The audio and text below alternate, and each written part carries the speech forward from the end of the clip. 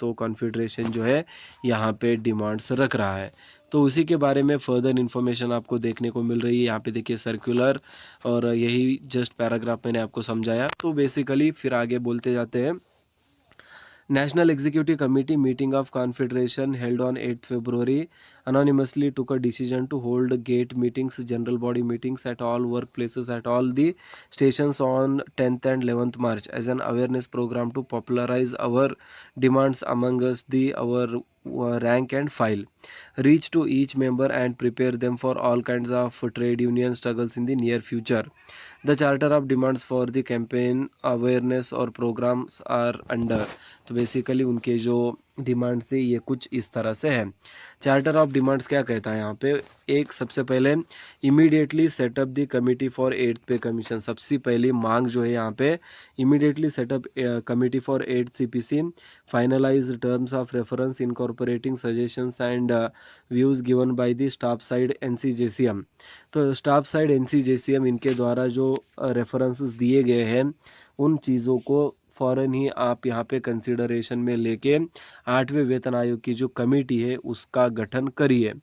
सबसे पहली मांग है। उसके बाद scrap NPS and UPS, restore OPS for all employees. तो सबसे बड़ी दूसरी मांग जो है NPS that is national pension scheme और UPS यूनिफाइड पेंशन स्कीम। तो हम बोल सकते हैं कि NPS को ही थोड़ा बहुत बदल के यहाँ पे UPS का रूप दे दिया गया है और दोनों ही एक ही समान लगते हैं, जो कि सरकारी कर्मियों को यहाँ पे नुकसान होने वाला है। तो बेसिकली ना ही हमें ये NPS चाहिए ना ही OPS चाहिए, सिर्फ चाहिए तो ना ही NPS चाहिए ना ही UPS चाहिए तो सिर्फ हमें OPS चाहिए। तो इस मांग के तहत UPS सभी सरकारी कर्मियों को मंजूर किया जाए, इस वाली बात को भी यहाँ पे 2 नंबर पर रखा गया है। तो इसके बाद अभी थर्ड पॉइंट पर चलते हैं हम। Release the 3 instalments of DA/DR frozen during the covid pandemic to employees and pensioners, restoration of commuted part of pension after 12 years instead of 15 years. तो जो कोविड समय का DA/DR है उसके बारे में भी 18 मंथ्स का जो DA है उसके बारे में भी सरकारी कर्मियों ने यहाँ पे मांग रख ली है। तो बेसिकली सरकार ने कुछ देर पहले मतलब कुछ महीने पहले ये स्पष्ट किया था कि सरकार के पास उस वक्त पैसा नहीं था और इकोनॉमिक कंडीशंस ठीक नहीं थी, उसके कारण हमें DA/DR को रोकना पड़ा। बेसिकली 2 इंक्रीमेंट्स को रोका गया था। बेसिकली वो होता है 18 मंथ का, ठीक है। तो 2020 और 21 की बात हम कर रहे हैं जो कि कोविड का टाइम था। तो वहाँ पे तकरीबन 18 मंथ का DA/DR जो है रोका गया था। तो उसी चीज़ के बारे में यहाँ पे लगातार मांग रखी जा रही है कि release the 3 instalments of DA/DR frozen during the covid pandemic to employees and pensioners, restoration of computed part of the pension after 12 years instead of the 15 years. तो कम्यूटेड पार्ट ऑफ पेंशन जो है 12 महीने में ही होना चाहिए instead of 15 महीना। तो 15 महीना जो है मैंडेटरी सर्विस होती है उसको 12 महीना ही करो पेंशन के लिए। तो ये भी दूसरी मांग यहाँ पे थर्ड पॉइंट में हम देख सकते हैं। तो आप यहाँ पे समझ पा रहे होंगे कि सरकार के सामने सभी मांगे हैं। 8वें वेतन आयोग का जो गठन है वो किया जाए तुरंत, उसके बाद NPS को कैंसिल करके OPS लाया जाए। फिर तीसरे में लिखा गया है कि 18 मंथ का जो DA है इसको तुरंत ही रिलीज़ कर दिए, क्योंकि ये सरकारी कर्मियों का हक होता है, पेंशनर्स का हक होता है। आप उसको डिले कर सकते हैं लेकिन ऐसे ही कम्प्लीटली अबॉलिश नहीं कर सकते या फिर उसको मतलब गायब नहीं कर सकते आप, ठीक है। तो ये 3 मांगे हो गई, फिर और भी मांगे। बिल्कुल वीडियो को एंड तक देखिए, पूरा मामला यहाँ पे हमें समझ में आ जाएगा। तो फोर्थ वन क्या कह रहा है, remove 5% ceiling imposed on compassionate appointment, grant compassionate appointment in all cases to awards और dependents of the deceased employees. तो बेसिकली जो सरकारी कर्मी यहाँ पे मतलब कुछ कारणवश यहाँ पे देहांत हो जाता है उनका या फिर कुछ घटनाएं हो जाती है जहाँ पे उनकी मृत्यु हो जाती है, तो जो 5% सीलिंग इम्पोज की गई है उसको कंपेंसेशन में निकाल दिया जाए। और फिर उसके बाद फिफ्थ पॉइंट जो है, fill up vacant post of all cadre in all the departments, stop outsourcing and corporatisation in government departments.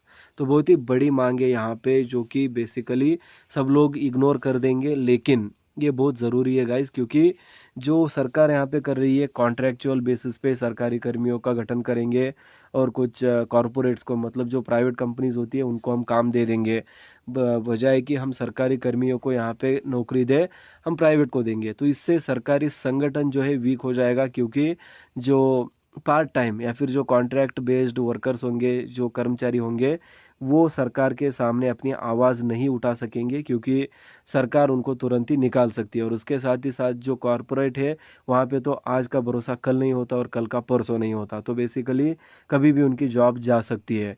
तो इसकी एक एक वजह है कि सरकार कंट्रोल जो है अपने हित में रखना चाहता है, या फिर जो कहते हैं ना कि मोदी गवर्नमेंट थोड़ा सा मतलब प्राइवेटाइजेशन पे ज़्यादा फोकस करती है। तो नॉट ओनली मोदी सरकार, तो बेसिकली ये भी गलत होगा कि हम सिर्फ मोदी जी को यहाँ पे बोल रहे हैं, सभी सरकारें ये चीज़ करती हुई आ रही है। और अभी प्रेजेंटली तो सेंट्रल गवर्नमेंट में मतलब बीजेपी है, तो उन्हीं को हम यहाँ पे पॉइंट आउट कर रहे हैं कि जो कॉर्पोराइजेशन हो रहा है या फिर प्राइवेटाइजेशन हो रहा है, उसको रोका जाए और सरकारी कर्मियों को, सरकार मतलब गवर्नमेंट एम्प्लॉयज़ को यहाँ पे रिक्रूट किया जाए, जो कि अपनी आवाज़ भी उठा सकेंगे और वक्त आने पर कोर्ट का दरवाज़ा भी खटखटा सकेंगे। तो उनको कोई निकाल नहीं सकता, या फिर मतलब जब तक कि वो सच में अगर कुछ बुरा काम करते या फिर जो कुछ रॉन्ग करते, तब तक उनको नहीं निकाला जा सकता।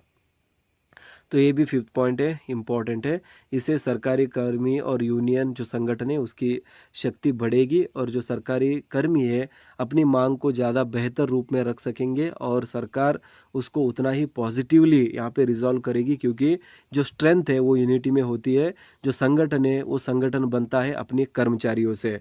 अपने जो कर्मचारी जितना ज़्यादा होंगे उसमें उतनी ही ज़्यादा शक्तिशाली संगठन बनेगी। जैसे कि हमारे देश में सबसे बड़ा सरकारी संगठन बोलेंगे तो जो All India Railways Men's Federation है, उसी को हम कह सकते हैं। एनसीजेसीएम हो गया। तो ऐसे बहुत सारे संगठन है जो कि सरकारी कर्मियों के मांगों को लगातार सरकार के सामने रखती है, और सरकार पर ये दबाव बनाती भी है कि उन मांगों को पूरा किया जाए, वरना उसका खामियाजा भुगतना पड़ सकता है।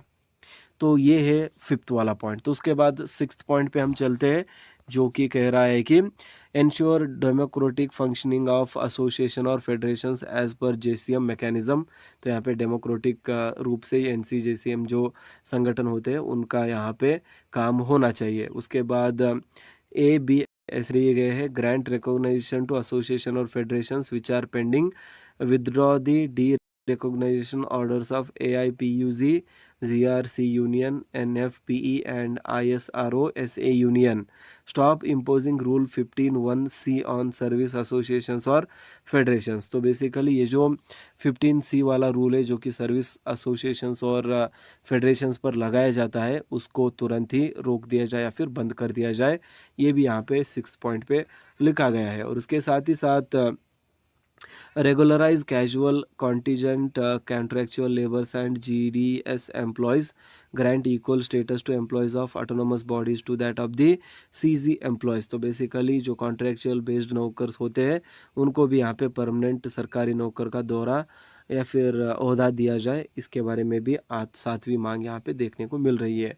The Confederation requests to all the GS and SG of the affiliates of the Confederation and the GS of state COs to kindly make all of out efforts to reach out to the each member.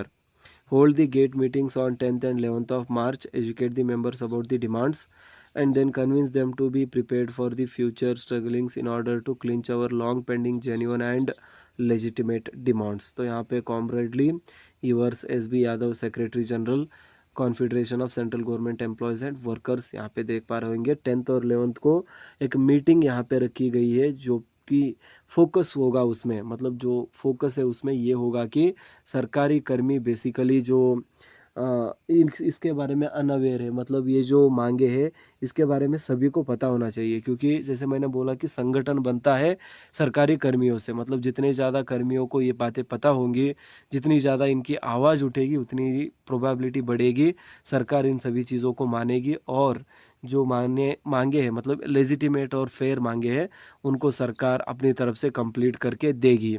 तो इन सभी चीज़ों के बारे में सबको पता होना चाहिए, और उसके लिए ही आप मीटिंग्स रखिए, उनको अवेयर कीजिए इसके बारे में। Confederation of central government employees and workers द्वारा यहाँ पे एक बहुत ही महत्वपूर्ण सर्कुलर रिलीज़ किया जा रहा है।